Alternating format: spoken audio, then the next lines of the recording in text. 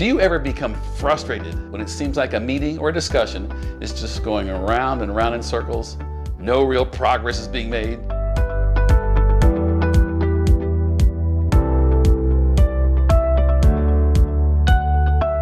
This is our final discussion on this series, Arguing or Reasoning. And my challenge for this particular session is this: be passionate, and yet do not slip into arguing. Always seek to move the discussion forward. Believe that the best option has yet to be discovered. One more time. Be passionate, but do not slip into arguing. Always seek to move the discussion forward. Believe that the best option has yet to be discovered.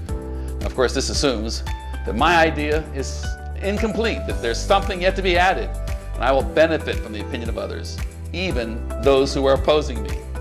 Now, just to be sure on the same page, let's review our definitions. Reasoning is the action of thinking and talking about something controversial in a logical and sensible way.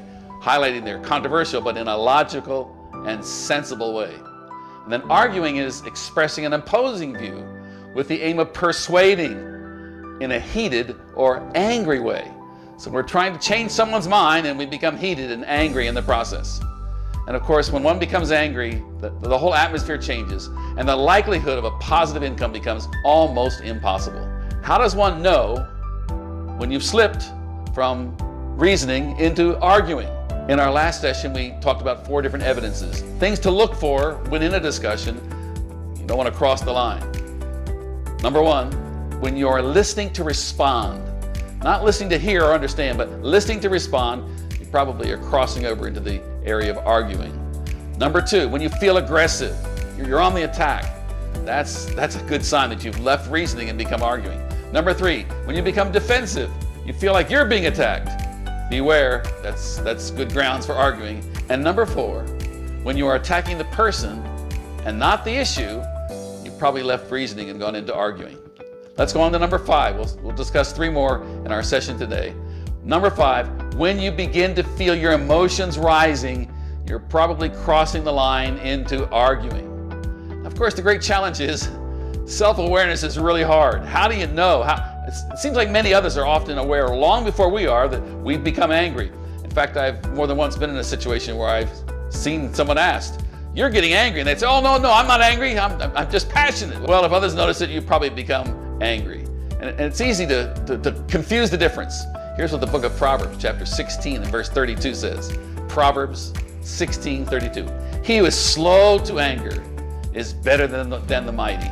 He who rules his spirit is better than one who takes a city. I like that.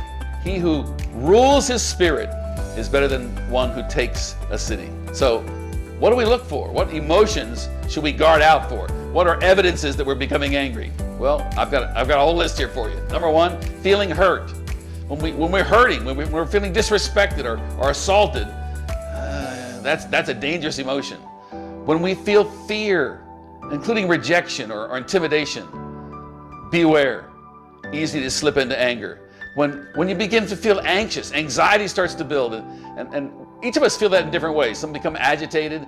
Sometimes our stomach becomes upset. We start sweating. Here's a good one. When you feel trapped, when you feel like you just can't think fast enough to keep up, to respond with what's going on. You feel overwhelmed. Trapped is the word I'm looking for there.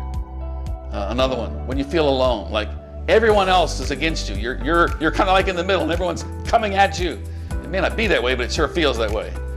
When you feel hostile, when you begin to disdain or despise the other person talking, when you just, that's disgusting. That's not a good sign. You're probably becoming angry. And you'll know for sure when you start talking louder and faster, when you start repeating things over and over, when you feel that your position is hardening, well, that's not a good sign. You're probably becoming angry.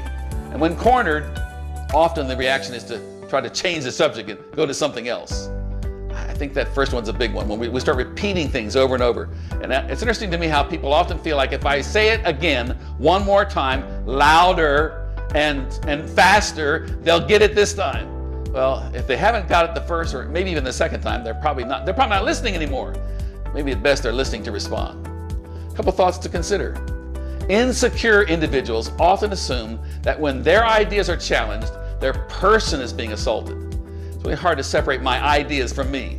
And when you're insecure, it's even more difficult. And please be aware, emotions cloud our judgment. It is much more difficult to make logical judgments when we become emotional. And for sure, emotion always impacts memory. I don't know how many times I've walked out of a meeting and talked to individuals weeks or months even later, and they're convinced they can remember everything that happened. Of course, their memory is very different than anyone else's because their emotions had clouded their judgment. I like the model of the Apostle Paul. I find it in Colossians chapter 4, verse 6. Colossians 4:6. Let your speech be always gracious, seasoned with salt, so that you may know how you ought to answer each person. I like that. Gracious, but seasoned with salt. In other words, there's going to be some spicy things that are going to need to be said, but remain gracious at all times. Okay, that's number 5. When we become emotional, our emotions start building. That's dangerous ground. We're probably slipping from reasoning into arguing. Number 6, and it kind of goes right along with this thought. When you feel you must win the issue, you will easily fall into arguing. Now, this is really tough because many times we feel very passionate, very convinced, very convicted about our opinions. And the challenge is, of course, that when people and their actions are at the heart of the discussion, rarely are things objective. Rarely can they fall into clear black and white because people are we're all so different. And when one assumes that you have to win, that also means that someone else has to lose. And that's just not a healthy atmosphere. It doesn't create a healthy feeling for logical reasoning to take place, for a good discussion to take place. When winning is the only option, we're probably building a case to make sure we do win. Now, what do I mean by building a case? Let me use the example of an attorney. So attorneys are not hired to find the truth. Well, of course, they're trying true things, but what they're hired to do is find the facts that back up their client, whether they're trying to prove the person wrong or prove the person innocent. They work hard to find as many facts as possible that will back up their particular case. And of course, in the process, if they come across facts that seem to disprove their case, they just lay them aside. I wonder how many times you've done that. How many times when you're accosted by someone, it feels like you're being accosted, you're slipping from that reasoning, logical, sensible into arguing, do you begin to look for things that back up your case or undermine their case? You come against them and just kind of ignore all the other facts in the process. So 2 thoughts. Time pressure almost always leads to arguing. Rarely is the matter we're dealing with so urgent it has to be settled down. Sometimes the best decision is to say, wait, let's come back to this tomorrow. Let's come back to this in a couple of days. Let's wait till our next meeting. Don't let time pressure you into making a decision that really no one's really happy with. And that kind of leads to my second idea. Compromise is rarely a healthy option. The truth is, when we compromise, both of us are giving up something.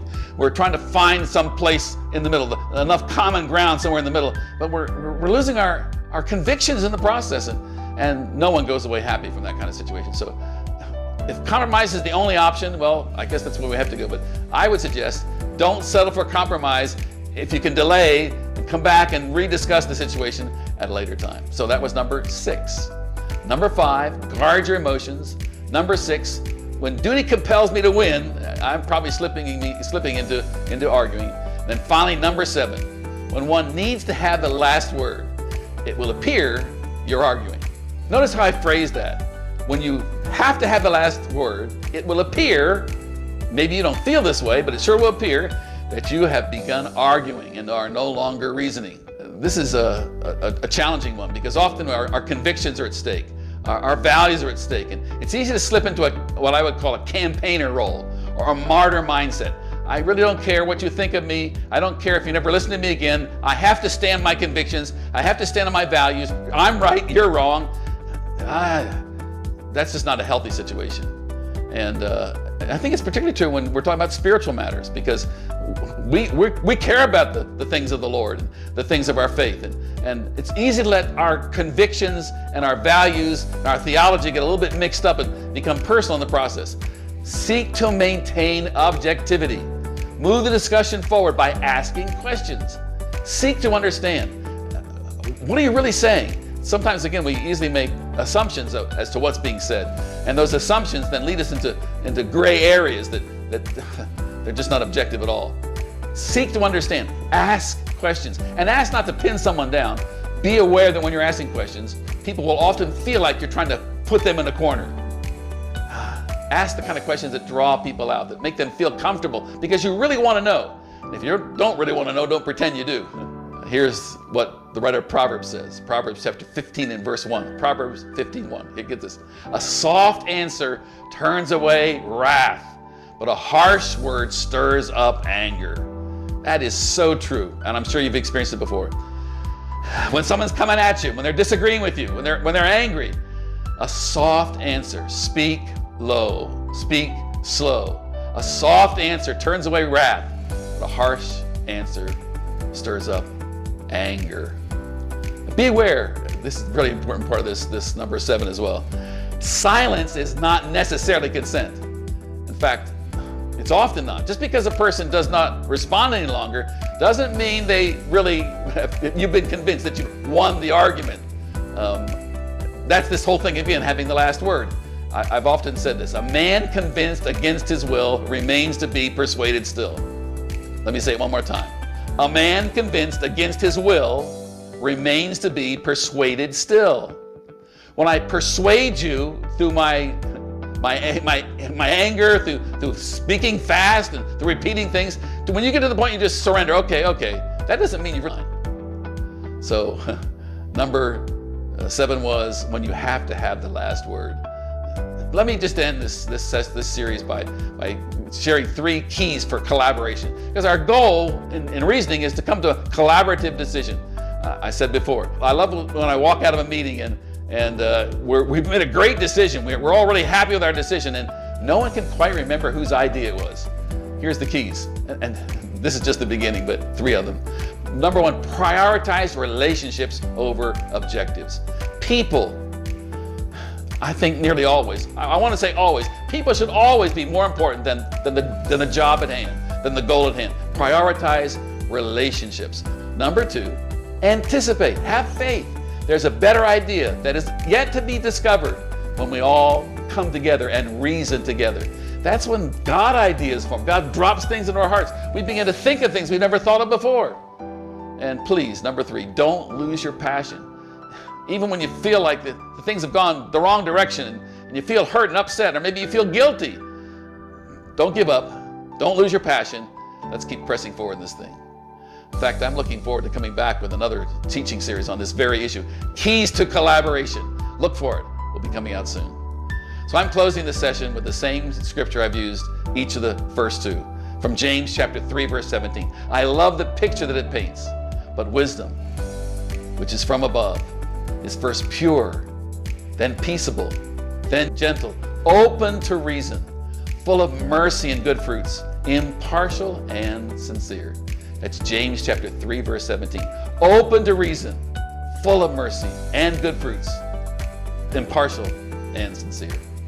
I hope this series will change the way you look at disagreement. Rather than running away from disagreement, let's embrace, manage, use disagreement as a tool to come up with new creative ideas to solve our difficulties. And these very points, these 7 we've talked about in the last 2 sessions, will be guidelines for helping you get there. God bless you. Our team is looking forward to discussing with you the subjects that we've raised in this teaching. Please join us as soon as this teaching's finished for a debrief on Zoom. If you register, check your email. You should have received a Zoom link. Click that link, join us. We'll let you in the room in just a moment. If you didn't receive it and you did register, check your spam folder or your junk folder, because often emails with links in them get sent that way. If you need to register, do it right now. You'll get an email almost immediately. Go to our website, www.ldronline.org. The details will follow on the following screen. I'm looking forward to talking to you. God bless you.